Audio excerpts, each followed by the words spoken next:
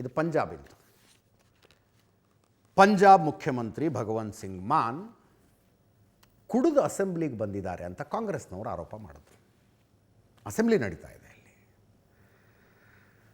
ಕಾಂಗ್ರೆಸ್ ಆಗ್ರಹ ಪಡಿಸ್ತು. ಸ್ಪೀಕರ್ ಅಧಿವೇಶನ ಸಭಾಂಗಣದ ಬಾಗಲ ಹಾಕಿ ಆಲ್ಕೋಮೀಟರ್ ತರಿಸಿ ಎಲ್ಲರದ್ದು ಈ ಡ್ರಿಂಕ್ ಆ್ಯಂಡ್ ಡ್ರೈವ್ನ ಚೆಕ್ ಮಾಡ್ತಾರಲ್ಲ, ಉಫ್ ಅಂತ ಊದಿ ಅಂತ, ಹಂಗೆ ಚೆಕ್ ಮಾಡಿಸಿ ಅಂತ. ಕೇಳಿಸ್ಕೊಳ್ಳಿ ನಡೆದ ಗಲಾಟೆನ. ಸ್ಪೀಕರ್ ಏನು ಒಪ್ಕೊಳ್ಳಿಲ್ಲ ಆಲ್ಕೋಮೀಟರ್ ತಂದು ಚೆಕ್ ಮಾಡಿಸೋದಕ್ಕೆ. ಮುಂದಿನ ಸುದ್ದಿ, ರಣರಂಗಕ್ಕೆ ಹೋಗೋಣ.